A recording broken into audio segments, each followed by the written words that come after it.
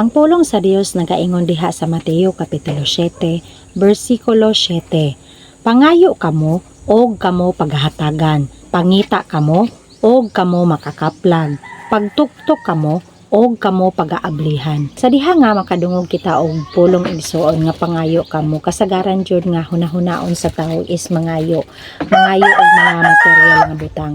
Apan ang pulong sa Dios igsuon nagtumbok siya og espiritual nga butang. Nga nagaingon pangayo kamo og kamo paghatagan. So unsa may angay nato nga pangayoon sa atong buhi nga Dios? Una, atong pangayoon sa atong buhi nga Dios nga mausab ang atong kinabuhi, nga adunay kalinawan sa atong kinabuhi, nga mausab ang atong pagpanginabuhi gikan sa pagpanginabuhi sa dautan ngadto sa pagkamatarong. So mao jud na ang una natong ipangayo sa atong buhi nga Dios. Ang ikaduha, pangita kamo. Unsaon man nato pagpangita?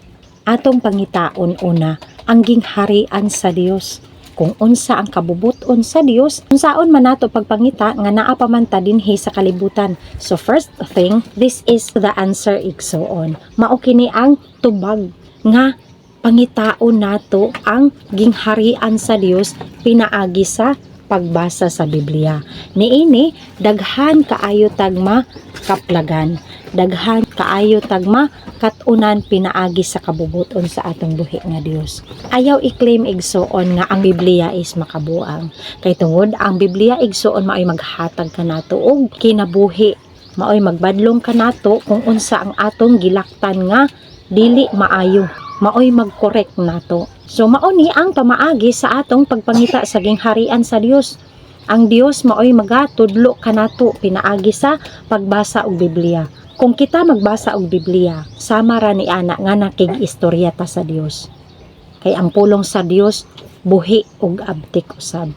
Ug ang ikatulo igsuon, mao ang giingon dinhi nga pagtuktok kamo og kamo pagaablihan. Dili lamang ingon nga magpuyo ta, kundili mulihok ta usab sa atong pagpanuktok sa Ginoo. Ni ana nga paagi igsuon.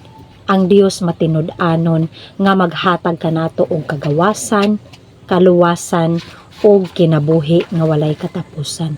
Ang Dios igsuon matinud-anon nga magabubo kanato og espiritual nga mga butang, knowledge and wisdom. Ang Dios maoy magtudlo kanato kung unsa ang angayan natong pagabuhaton nga mahimuot siya sa diha nga madawat nato ang kagawasan nga kana bang gawas nun ta sa atong pagpangalagad sa Ginoo, nga dili ta mag-agad sa atong ginikanan, dili ta mag-agad sa atong kaila, dili ta mag-agad sa atong mga paryente o asawa o bana. Sa diha nga madawat na nato ang kagawasan, madawat nato usab ang kaluwasan, hilabi na usab ang kinabuhi nga walay katapusan. Ug mao gayud kana ang atong pangayoon sa atong buhi nga Dios, mga espirituhanon nga mga butang nga dili mataya, dili mabukbok, dili madunot. Ang Dios magapanalangin kaninyong tanan.